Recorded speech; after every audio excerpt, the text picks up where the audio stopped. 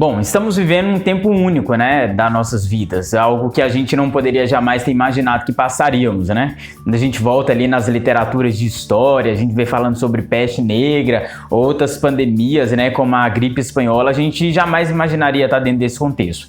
Mas agora estamos. E é óbvio que essa situação que a gente está, que é o remédio para a gente não entrar em contato com esse sofrimento maior, que é da doença em si, a gente acaba tomando algumas medidas, que uma delas é o isolamento social. E esse remédio, ele tem efeitos colaterais. O que a gente está passando por esse momento? A gente fica privado, né, dos nossos amigos, a gente fica afastado das pessoas que a gente ama, que a gente gosta de sair, ir para barzinho, cantar, ir para a igreja, ir para a escola, ir trabalhar, né? E a gente acaba se privando disso. E acontece que vai acontecendo uma série de coisas que pode trazer sofrimento pra gente, né? Se vocês repararem bem, essa situação, ela lembra muito alguns sintomas depressivos, que é quando a gente tira da nossa vida boa parte daquelas coisas que fazem a gente se sentir bem e traz um conceito mais limitado das coisas, né? É o que a gente chama de limitação de repertório social, né? Então esse é o contexto que a gente tá. E óbvio que aí vem algumas respostas emocionais, né? A gente acaba ficando mais triste, a gente acaba ficando mais entediado,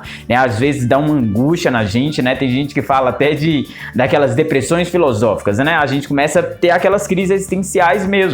Porque tá faltando muita coisa que a gente gostava de fazer antes, o qual a gente não pode ter contato agora. Outra situação que acontece muito é devido à própria crise, ao próprio risco que a gente tá enfrentando. A gente sempre fica olhando para o futuro. E se eu for infectado? E se alguém da minha família morrer? E se não tiver vaga na saúde para que eu possa me tratar? Né? E essas questões de e se, parece uma tempestade de coisas que vai cair na nossa cabeça. Essa tempestade de e se é justamente a ansiedade, né? E o problema dela é quando ela descarrilha, ela sai do caminho e a gente acaba sendo afogado, atropelado por toda essa ansiedade, com que a gente para de viver o momento atual da gente para a gente viver uma condição de si. Se a gente tá lavando as mãos com frequência, se a gente tá saindo de máscara, se a gente tá passando álcool nas mãos, não há mais o que a gente se preocupar, porque todas as medidas que a gente pode fazer, nós estamos fazendo. E aí tá o grande problema. A gente fica focado na tempestade do e se, e isso acaba bloqueando a vida presente da gente e trazendo um prejuízo muito grande. Então é importante a gente ficar atento a essa situação. Bom, existem algumas coisas que a gente pode fazer para a gente não cair aí no sofrimento, né, de uma crise depressiva, que uma delas é a gente estar organizando a rotina da gente. É importante a gente organizar a rotina da gente, né? Da mesma forma que a gente fazia quando a gente estava podendo sair de casa, né? É a hora de a gente pegar a agenda, de escrever o que a gente quer fazer de segunda a sexta, separando os horários ali de estudo ou de trabalho, o horário que a gente vai ligar para os nossos amigos por videochamada, conversar com eles, jogar online, né? Estudar, aprender coisas novas, aprender a cozinhar, aprender a tocar algum instrumento, ou arrastar o sofá da sala e aprender a dançar umas músicas novas.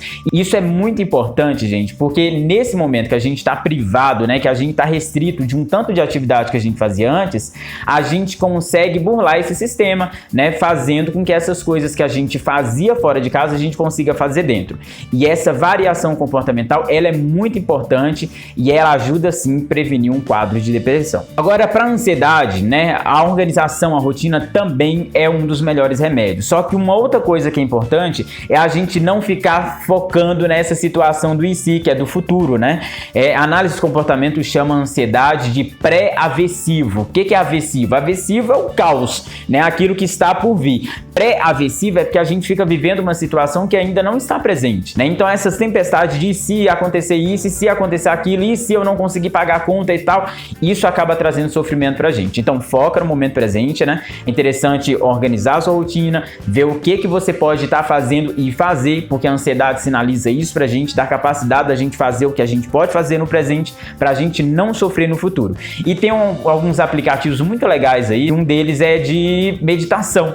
Eles ajudam em que nisso? Eles ajudam a gente treinar o foco da atenção da gente. Então a gente vai tirando o foco nessa situação do futuro e trazendo para o presente e vendo o que é possível a gente fazer.